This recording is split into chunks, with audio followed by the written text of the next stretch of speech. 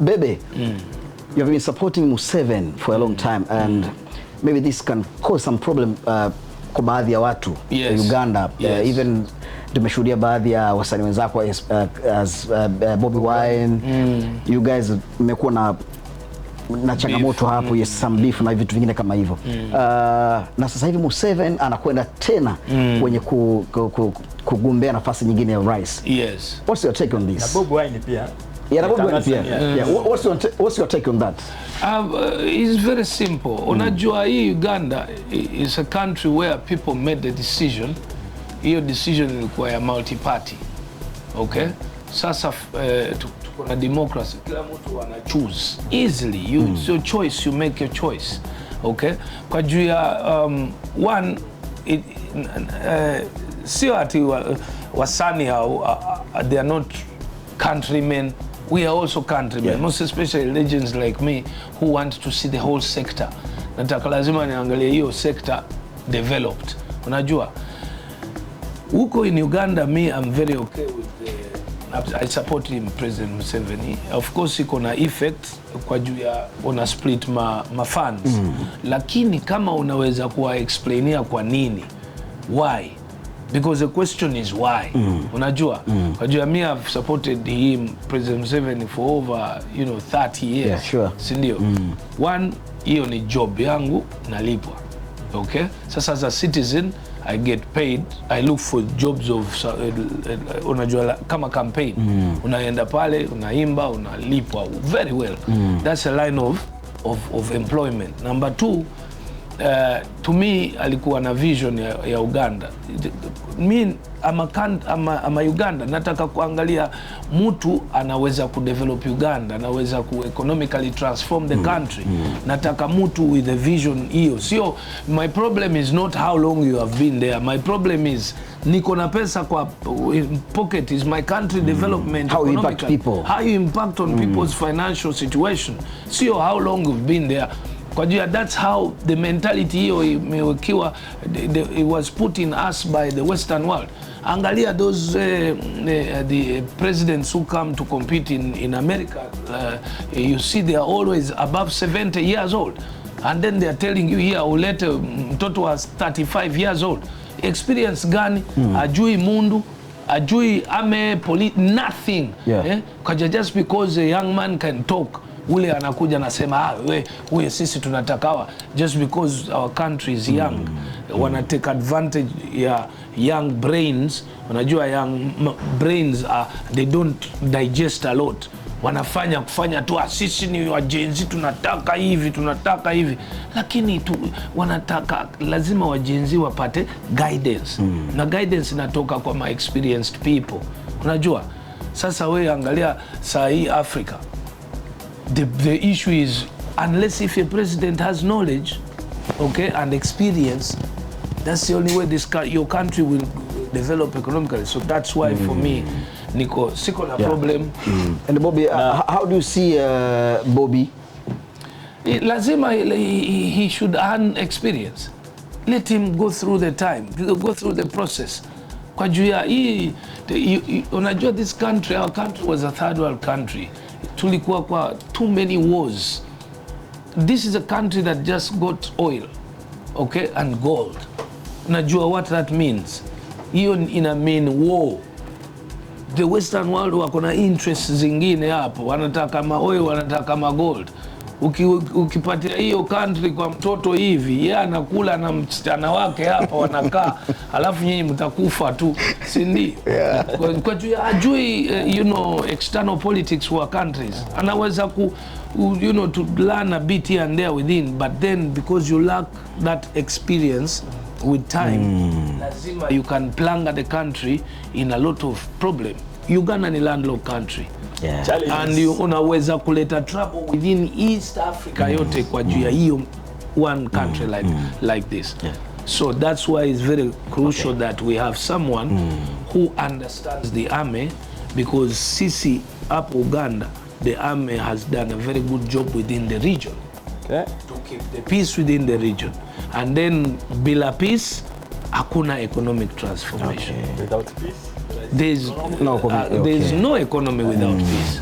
the challenges ambazo Bobi Wine na wanasiasa wengine wa upinzani pale Uganda wanakutana nazo, watu wanatafsiri kwamba kuna mfumo wa kidikteta ambao unaendelea katika utawala wa rais wa sasa wa pale Uganda. Upi uhalisia? Me the issue of dictatorship is just a word. Hiyo ni word tu. Kwa juu ya you can't say there's dictatorship uko rich, number one. Uko na mabusiness, unanunua mahouses kila siku, una fly out, una fly in, you're not in prison. Unajua Uganda tuko na just one political prisoner sahi, moja hivi, Besige. Kwa juu alipatwa, alikuwa he was involved in some very and that's why everybody is very quiet because they released the evidence to the public, alafu public iko na you're attempting to do this kind of thing. So the dictatorship, hiyo ni word mentality ile nilikuwa nakwambia kwa mwanzo, that it's just here the propaganda ati dictatorship. No, easy countries, you look at Kigali, Rwanda, ukitupa kitu on the road wakushika inside. Because they have gone through a lot. Sasa people need guidance. You can't give and Uganda, I think, is the most free country where anybody can do anything they want. Uko Uganda. Yes. Kila mtu, you wake up in the morning, una open up business vile unataka. You wake up in the morning, you abuse everyone you want. Hapa unaweza ku abuse president, so unaweza. Ni ngumu sana. You can abuse the president here. But in Uganda, they kick him, they make molds, they slap, they talk. Mse anakuja, mse tu anajua ati nyinyi ni watoto, this is my grandchildren, they can be stubborn. So hiyo kitu ya dictatorship. Sasa yes Petit. Miaka kama 10 hivi ambayo imepita, wakati Kongo inaingia katika uchaguzi, wanamuziki walipata changamoto sana, hasa soko la muziki kwa upande wa Ulaya, wasanii wale ambao wako Kongo. Sababu kubwa ni baada ya wao kuonekana kusupport upande fulani wa kisiasa. Kwa Tanzania naona zinataka kuibuka hali sana namna hiyo, watu kutaka kusupport wasanii ambao wanasupport upande fulani na kuacha the ruling party. Yes, the ruling. Hasa the ruling party. Kwa Uganda aliko mfano kama wewe unaonekana sana una support upande wa Museveni side. Haikuletei shida katika sana. How does that affect your music? In affect music, unajua it does affect you because una lose half of the fans kwa juu ya watu wako side mbili, lakini lazima it is important watu wajue ati unaangalia na macho yako. For you to develop, you have to work with the sitting government. Madaktari wana work na government. Teachers associations zina work na government. Kila sekta ina work na government. Kwa nini unataka wasanii not to work with the government? Kwa juu ya government ni number one to organize and develop the sectors. Sasa sisi wasanii tunataka sekta yetu kudevelop. Governments in East Africa, all the way, most of the countries, 90%, hawakujui hii industry. Industry yetu ilikuwa kama, let them sing. Who are those ones? Nani hawa? Waimbaji? Wacha. They weren't taking care of the industry. Copyright law, Ugandan copyright law, we were still on the 1960 copyright law. Imagine. For the last 30 years I've done my music, ni saa hii tuna amend copyright law. So sasa that means I have lost all my riches. Unajua? Sasa what I say wacha niende closer to the president so that he can learn the industry, so that he can pick interest for the industry, to understand hiyo industry. Hakuna government inaweza kupatia young people jobs. all of them. You can't. No government in the world can do that. Lakini hii sector inaweza kuemploy over 50% of young people. Unawapa sasa unaangalia hapa TZ.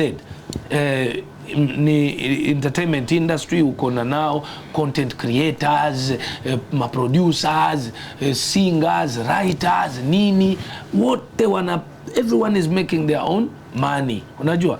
Lakini uitoa, if you take it away like this, how are you going to control those young people and how are you going to feed them? Sasa for me, I think it has a two side.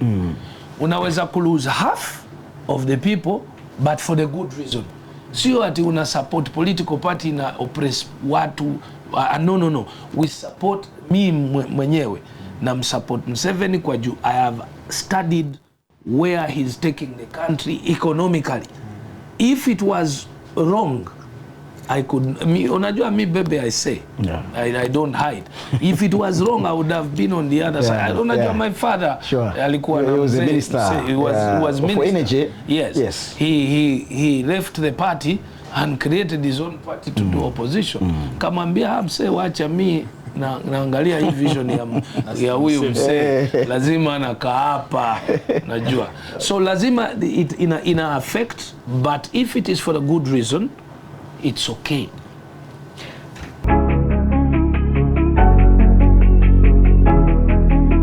ST Bongo, nyumbani kwanza.